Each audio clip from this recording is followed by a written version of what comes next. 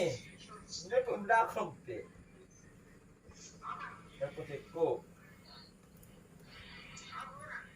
Hindi, maberong.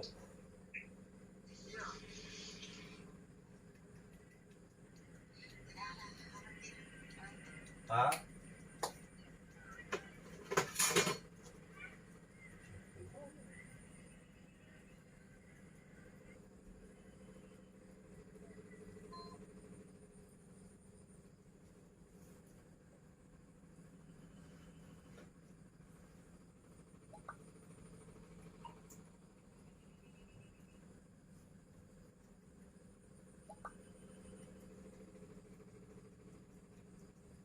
Hello.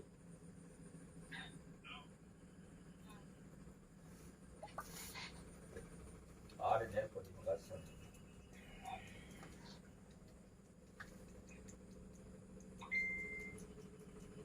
Gambar yang mana?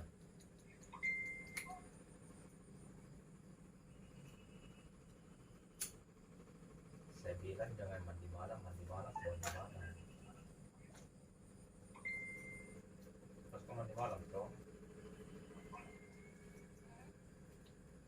Terus kau mandi malam.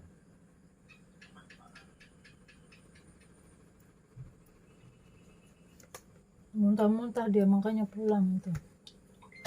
Siapa? Ya, Mas. Istrinya ini tadi temannya Mas.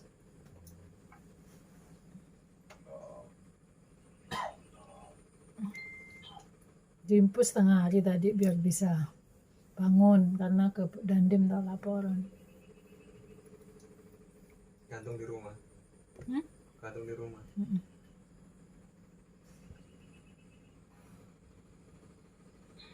Ipar musuh saya datang dari Dewa kan ya.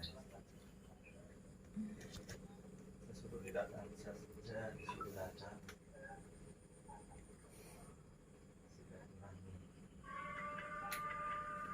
Ipar mau datang ke Dewa ke sekolah.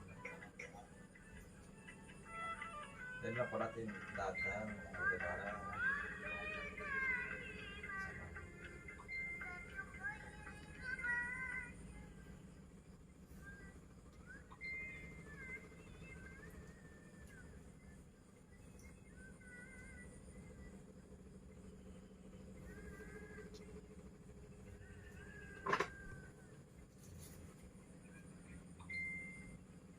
Itu banyak kita masuk.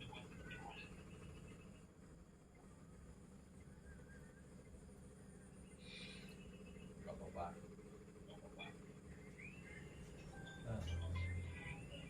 Angkat aja. Gak ada masuk.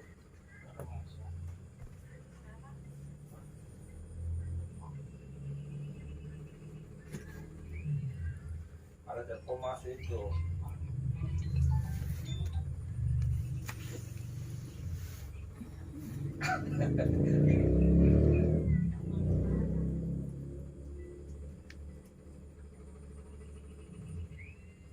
Kasih tau.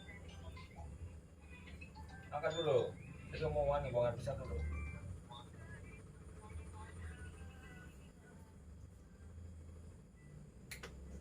Angkat dong.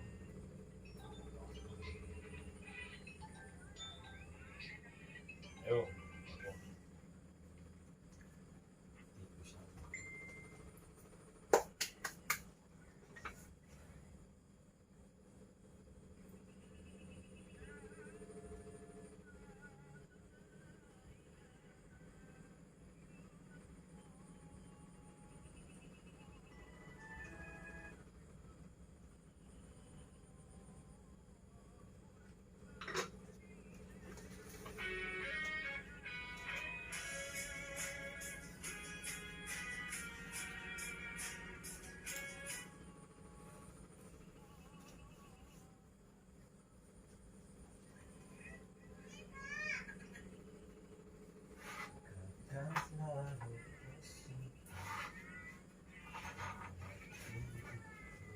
Kiro cepat pulang. Istrinya tadi itu habis di apa? Dulu. Kan, vaksin katanya. Udah lama Tadi. vaksinnya. Tapi memang dia habis dipasang badannya udah Pada anu tuh, Udah lama vaksin yang dulu itu loh ya. saya takut vaksin itu. Karena nggak usah. Tapi juga repot juga kita nggak divaksin juga nggak dapat surat Katanya kalau udah divaksin nggak bisa keluar. Mau dua ke mana? Mas. Kecuali kalau pulang kampung Beda konteksnya. nanti tahun depan baru. Ini dia tidur ya?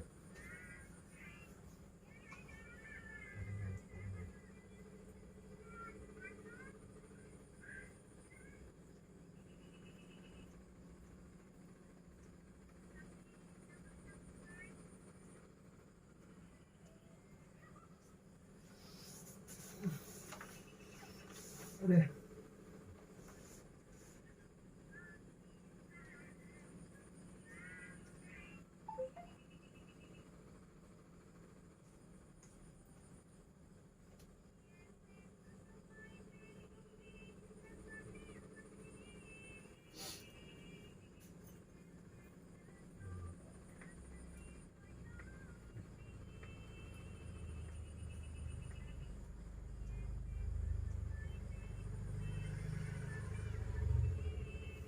Tali perutnya pakai kain kalau misalkan angkat tangkap karena kan masih dalam apa pemenahan biar nggak jatuh lagi. Sebenarnya nggak masalah, cuma kan masih adaptasi. Langsung diangkat yang berat-berat kaget lagi dia Langsung nonton. mundur lagi. Gendut. Aduh kemana cak kayu, weh. Pulang kayak bunyi. Sakit sekali. Ada kotor sudah. Mulai betul mulai. Sudah deh.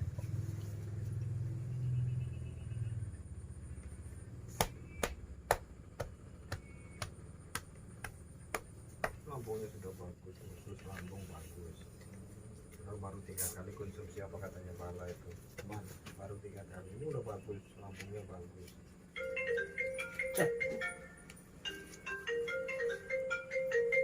Ayah ada teleponnya, angkat. Angkat ya.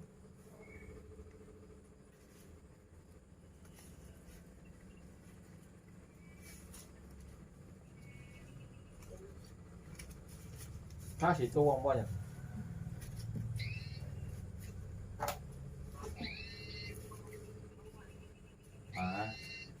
Itu telepon terus.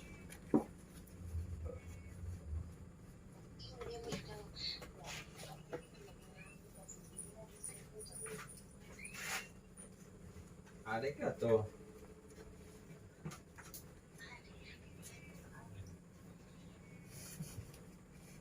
kau kan selalu tersimpan di hatiku. Meski rajaku tak dapat memiliki.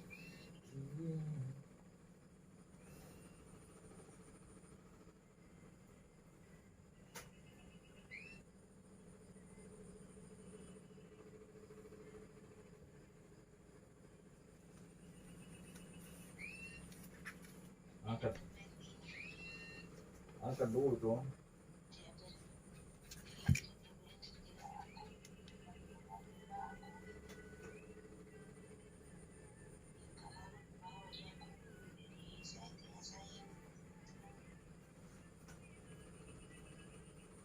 Kasih itu biar berat dari kecil.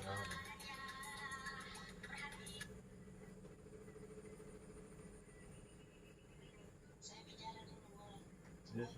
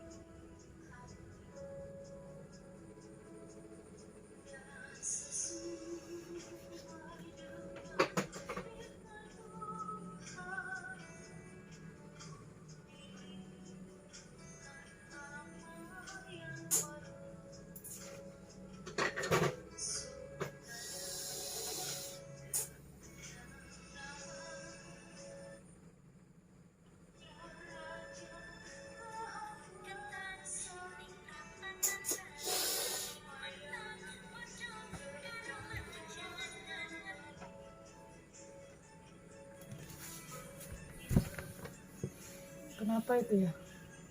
Kaki terapi. Asam urat nggak ada. Nggak ada.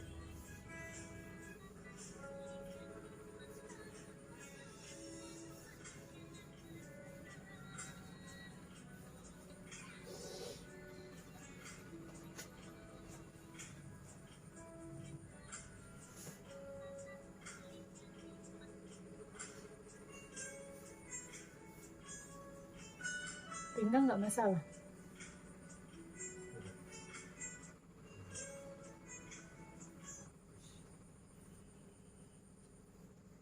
Kayak body gitu aja terus. Relaksasi. Terapi relaksasi. Tulis saja relaksasi itu.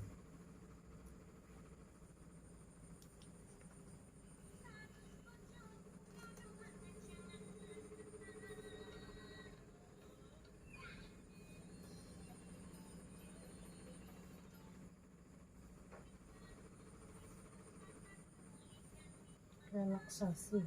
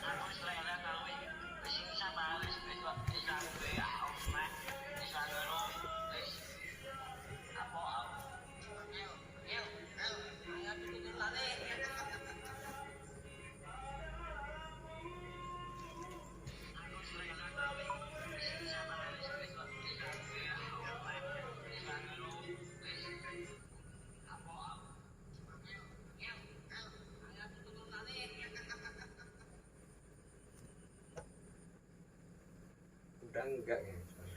Dari corona, siapapun takut sama corona. Masalahnya nih orang itu nih roda yang apa nih nyanyi. Coba betul saya bantuan. Mana betul karena 55 tahun, oh yang mantap hari bahasa. Dia mau aja dulu kepala, dan gua bilang kamu si Allah. Tolo-tolo kamu mas sesekali aja pagirikan. Marah-marah sama pulau di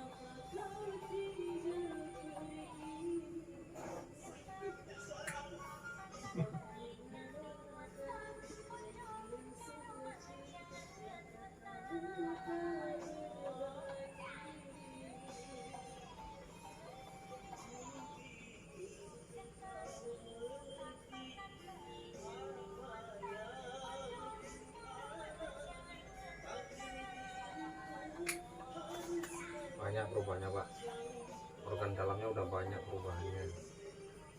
Lambung terus pencernaan, jantung bagus.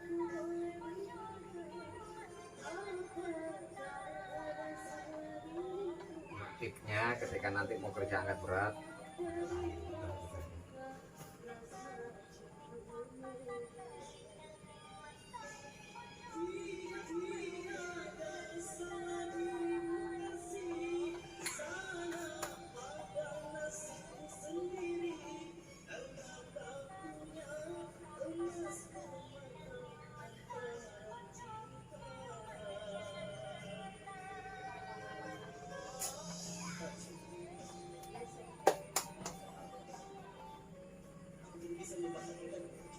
mamanya nonton ya.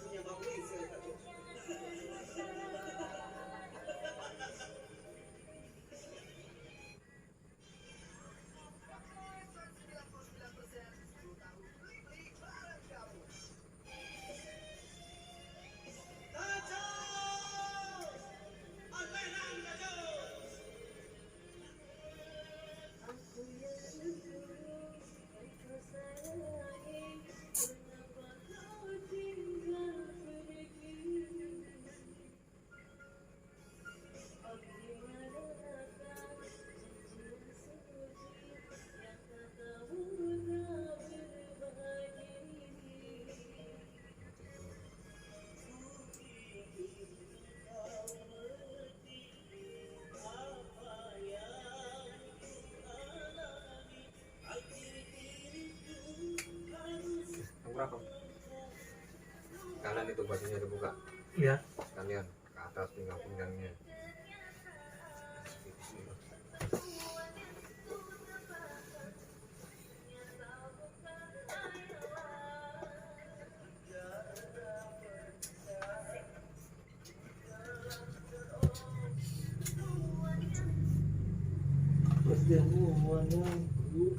Sherlock, tempat karaoke terbuka mana? Sherlock. Siapa dari tempat itu?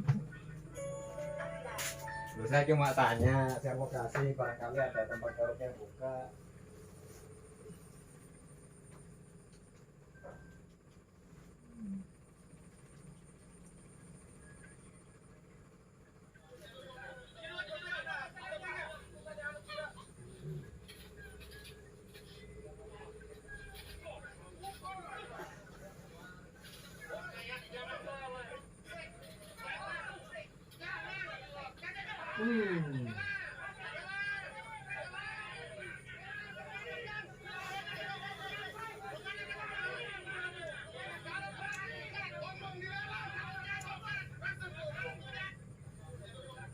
Pria kaya ini pulang ke rumah dengan diam-diam, ingin memberikan istrinya sebuah kejutan. Tetapi seperti ini penampakannya.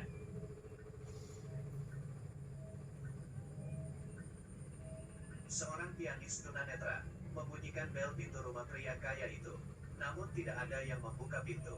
Ketika ia hendak pergi, istri orang kaya itu membuka pintu. Ia mengklaim bahwa suaminya sedang keluar dan menyuruhnya untuk kembali lagi di lain hari. Namun pianis ini berulang kali menegaskan bahwa dirinya seorang tunanetra. Tidaklah mudah baginya untuk datang. Pembicaraan mereka menarik perhatian tetangga. Dengan terpaksa, wanita membiarkan pianis masuk ke dalam rumah. Kemudian wanita bertanya kepada pianis bahwa ia buta total atau setengah buta. Pianis menjawab bahwa dirinya buta total. Mau cantik kok nyiksa. 14 tahun. Kepalanya Ini terhantam loh. bola kriket. Ia terpaksa memotong saraf objeknya demi Ini loh. keselamatan nyawanya. Dan Hidungnya ia kehilangan dimasukin penglihatannya. benang. Kemudian, Itu tidak wanita mensyukuri ini menelpon nikmat. suaminya di depan sang pianis. Nggak bisa ngeliat. Menanyakan tentang pertunjukan piano. Setelah Ini mendapat bakso menangis konfirmasi, enak pianis apa? mulai Ini memainkan baru piano namanya dengan bakso mahir. menangis Setelah ini. selesai, ia melihat sepasang kaki tergeletak di ruang tamu Jadi inget di dan kampung. berlumuran darah. Pianis ini Bakso terkejut nih, melihatnya. lihat. Ternyata ia bukan seorang tunanetra. Malang Ia itu. memakai kontak lens. Banyuwangi ya gini dan namanya bakso berpura-pura menangis. buta. Pianis berpura-pura tenang. Ia meminta izin untuk ke toilet. Wanita ini mengarahkannya. Kini ia melihat lebih jelas. Yang tergeletak di lantai adalah kliennya. Tak diragukan lagi. Pasti wanita ini yang telah membunuhnya. Pianis sampai di toilet lalu mengunci pintu. Ia perlahan membuka tali pinggangnya. Ia terlihat sama sekali tidak takut. Kenapa ia masih berpura-pura? Karena ia melihat seorang pria berdiri di belakang pintu, menatapinya dengan tajam sambil memegang pistol. Pianis menebak bahwa pria ini adalah selingkuhan wanita. Mereka yang telah membunuh pria kaya itu. Demi bertahan hidup, ia hanya bisa terus berpura-pura buta, seolah-olah ia tidak tahu apa-apa, dan berjalan kembali ke hadapan piano, memainkan pianonya seperti biasa. Hal menakutkan adalah selama pertunjukan, ia melihat mereka sibuk membersihkan TKP. Selingkuhannya berpura-pura menjadi suami yang baru pulang, lalu perlu pergi lagi demi urusan bisnis. Mereka menyembunyikan mayat ke dalam koper dan membawanya pergi.